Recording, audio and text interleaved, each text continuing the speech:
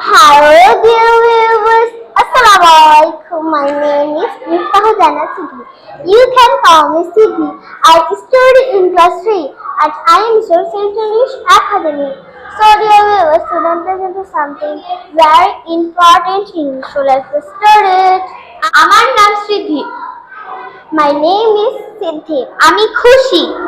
I am happy. আমি দুঃখিত। I am sorry.